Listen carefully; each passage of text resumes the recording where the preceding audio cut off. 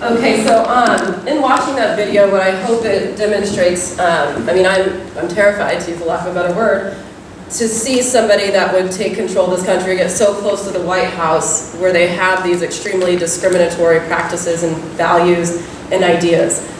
So we can really see how that's affecting us at this large societal level.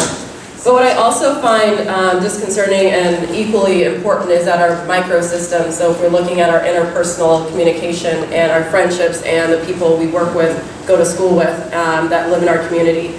And I've invited one of my former students today. Mari's going to talk to us because last term we were talking about privilege, and she shared a narrative with the class that I found to be so powerful and so moving that I couldn't even try to tell her story. So I brought her in here today to talk about, to give an example of someone here in our community who's a student that identifies with being Arab and how this type of narrative has affected her. So I'm going to hand the mic over to Mari. We could all welcome her.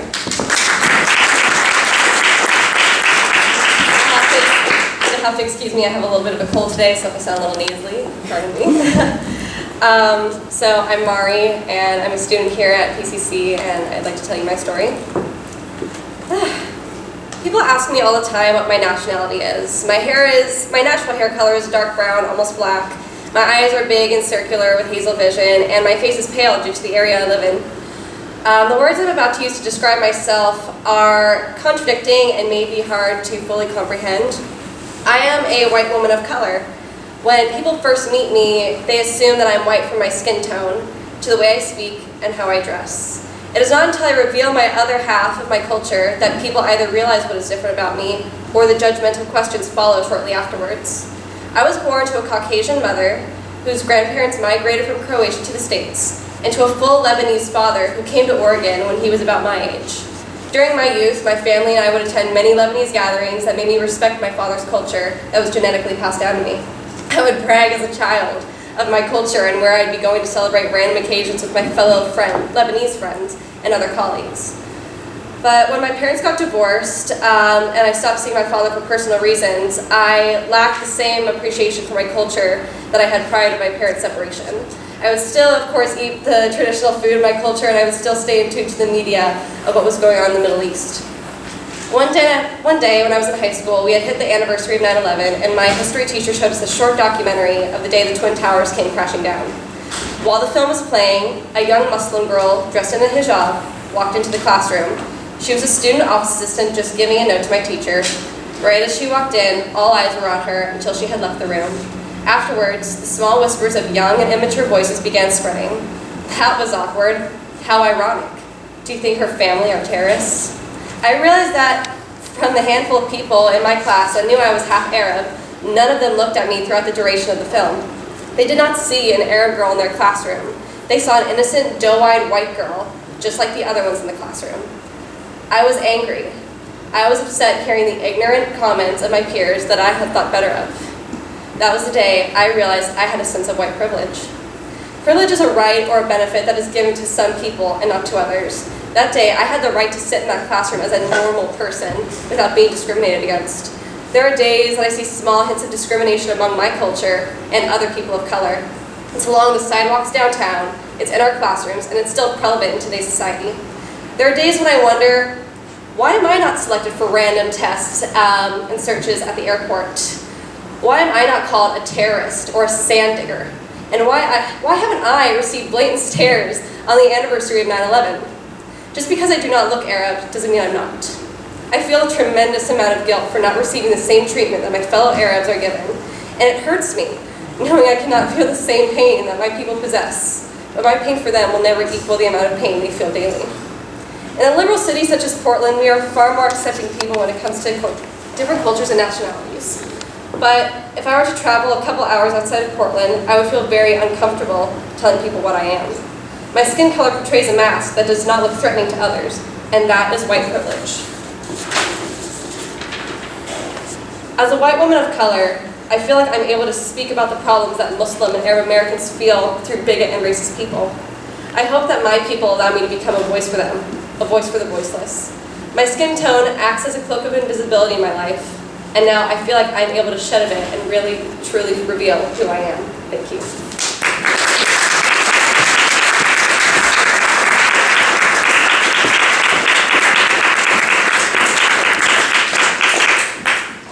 Wow. Thank you, Mark. Thank you so much for sharing that with this room. So what do we do? I mean, we've shared with you this information. What do we do with it? What do we do about that narrative? What do we do when people are suggesting we patrol heavily Muslim-populated areas looking for terrorists? What do we do? And these are 3 challenges we're going to pose to you. Challenge the narrative, challenge the convention, and challenge the corporation. When we're talking about challenging the narrative, when you were hearing people talk about or speaking about Muslims as terrorists, speak up. Just like Mari said here, that she had this cloak of invisibility, but she realized that she had to be a voice, be an ally, be someone that's going to change the conversation. In communication, we call that the negotiation step of the perception process, where we are then changed by sharing our stories. And we're storytelling creatures. Think about going back to the media. We read books for their story, we watch the news for those stories, we go to the movies to hear a story, and we tell stories. That's how we communicate to each other. So we need to challenge that narrative, and we need to do so now.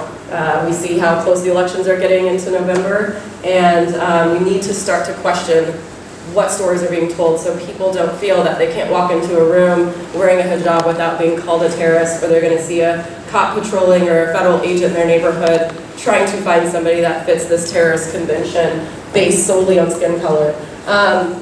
The second part of the challenge of challenging the convention and challenging the corporation, when we're talking about the convention, we're looking at what's the norm. So those big 6 companies that are telling this story, look for other places for your news. Don't necessarily go to CBS or Fox or CNN or MSNBC, but look outside of that. As we know, we have technology that just is far beyond what probably anybody thought we'd be able to have the opportunity to find any information out there that we want. And I really think when we challenge that convention by looking at different sources, that's when we get more of a story. As Imran mentioned, how many homicides in San Bernardino? 21. 21, and no one in here raised their hand. So it's really about looking for the story. And you know that when you Google or you Yahoo, people pay for that space. So if you're only looking at the first 2 pages and you only see Fox's report or CNN's report, it's because they pay somebody to get their story told right away. So we have to go deeper than that. And the last one, challenge the corporation, is to become the people that are creating news. We need people that are going to represent us throughout different sexes, different religious backgrounds, different races to tell their story. Because if only one type of person is telling our story, which we see through these big 6 corporations, then it makes sense that the same narrative is going to be told over and over again. So we need to become those creators, become the person that's going to share different representation of it, go for those types of jobs, maybe even if you're aspiring to, get on the news, get your face on the local news and work your way up. I think the idea that we think is that we don't have the power, and we don't think we have the power because we haven't had the privilege. So thank you for listening to us today, and we're going to have Mari come back up if you guys would like to ask us questions or ask her questions at this time. Yeah, please ask questions.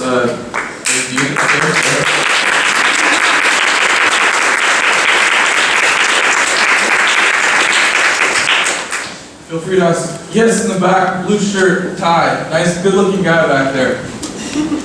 Hold on, I'll take the mic. Morning, everyone. Can you all hear me? Yeah. I got it.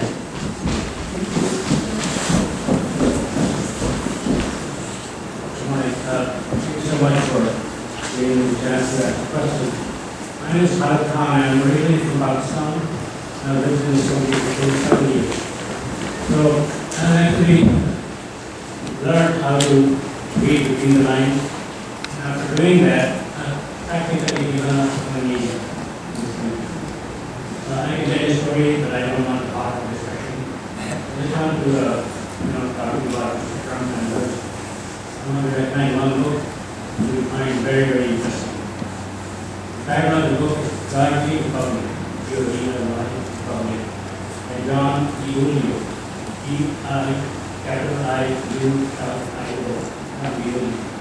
John Julio was actually hired by President Bush to actually have a leadership role in faith-based initiatives. And this book is fantastic because it really goes back to the founding fathers, what they were trying to do. What they were trying to do, people like Jefferson and others, they were trying to establish a godly republic, which means people of all faiths and no faith will come, live together, and work together. In fact, John refers to the original writing of the founding fathers. He goes chapter by chapter and myth by myth, and basically he comes to it. Some of you may know this, some of you may not. That's Thomas Jefferson actually had a Quran. It is President of Monticello, passed the Quran, on which he Madison actually took the office. So those people were giants, intellectual giants. They were not like 1950s who are becoming leaders. Thank you so much. Thank you. I call him Uncle Hall. I've known him since I was in diapers, but he's a professor at the University of Portland, and he's a long time, he's an uncle of mine and a second father, so he's spitting knowledge at you guys. It's pretty good. He has a PhD to back it up. I saw another hand back here somewhere. Someone else had raised their hand. Any other questions or comments or anything you want to elaborate on or wanted us to elaborate on? Yes? How much of where we are as a nation in terms of messages that we get through the media has been changed because of the polarization of the media? It used to be we had 3 channels, and those 3 channels had to sort of support many views and engagement of the entire watching public, and now we have, entire channels that represent a single view. Yeah. And so what's happening is we're not able to entertain other views. We simply go to the place where we're hearing what we want to hear. How much of that exacerbates what you're talking about? Wonderful question, and I have a lot of thoughts about when in the 80s we shifted to having a 24-hour news cycle. And there's a great book called From Cronkite to Colbert that looks at that transition of media and how it went from your 3 stations, factual account, who, what, when, where, to an interpretation of those. And now we have political pundits just yelling, literally yelling across the table at each other. And I think that I would agree heavily that when we have stations that are dedicated to represent a certain ideology and we go to be fed whatever our ideology is, we become more invigorated and angry, and a lot of it is based in fear. The gentlemen that we saw that are running for office, they're all fearmongers. They're trying to make us afraid and therefore to vote out of fear and not actual intelligence of the facts. So I think by having those partisan channels completely exacerbates the situation. And just to add to it, I think, we have a negativity bias in perception, and I think when we read a news story that's positive versus negative, our brains highlight files that are negative. If 100, I know you're all really popular, so you'll have 100 friends line up in the same room, and 95 people say great things about you, and 5 of your friends, or what you thought were friends, say, I don't like this person, I don't want to be associated with them. You're going to leave that room, and who are you going to think about? The 95 or the 5? You're going to think about, what do I need to do better? Why am I not a good person? So when we read a news story that's negative, when was the last time you read something positive that came out of the Middle East? When was the last time you read a positive, feel-good news story of that part of the world? You can't think of it. Because we will retain what is terrible and atrocious and tragic and all the tragedy-filled negative news stories. And also news outlets know that they're going to get better ratings if they report negative stories. So like Teela's saying, they're following the trail of money. And you're going to get more clicks if it's something that instills fear in the audience. Any other questions? About anything else? So I have a question. In that research with the political piece, did you not find any of the Democratic presidential hopefuls, in a fear-based space? I've watched pretty much every presidential primary, kind of media obsessed.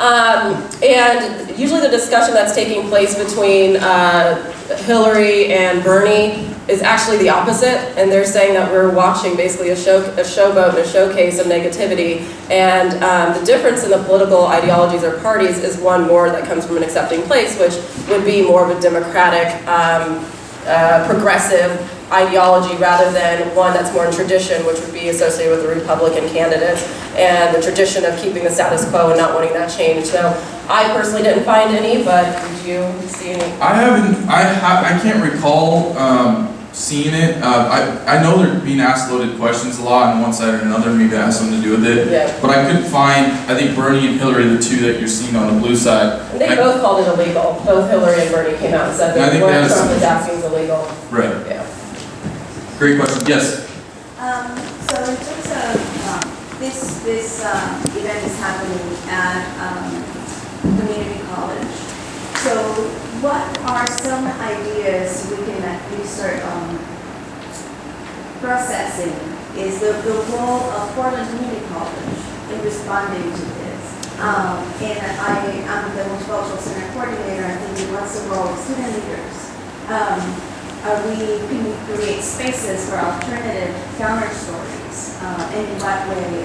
And what are your views on that? I'll take this and I'll let Teela take it because she's right here at home in PCC. My thing is I'm pro-education, obviously. I teach at Oregon State. She teaches at PCC, and I've taught at like 4 other schools. What I think is the biggest, my responsibility as a teacher is to tell students to share information, but you need to educate yourself. I think that's the hardest thing. When we get at home, we want to unwind, you go and watch Netflix. You're not going online to say, what alternative news source can I look at? You know, and I think that's the hardest part is spending time to share information that's not shared through a social media platform or turning on the cable news network. And I think it's great that you have the ability to reach other students who can then share messages. Maybe we see more messages that are of alternative nature on Facebook and Twitter and some of the social media platforms we visit. And the other thing I wanted to mention was that's how I found some of my information. I had some great alternative news sources turned my way, and I found a study that was done from 2001 to 2015. There were 165 out of 182 mass shootings from in that 15-year span. Do you want to know what the 165 represents out of 182? Caucasian shooters. So in the last 15 years, we've had 182 mass shootings, which is entirely too much. But 165 of those were by white male shooters in their 20s and 30s. And so you wouldn't know that unless you visit some research. And so I think that's the hardest part is to try to share information, then they share it, then it reaches classrooms and reaches college campuses. But go ahead.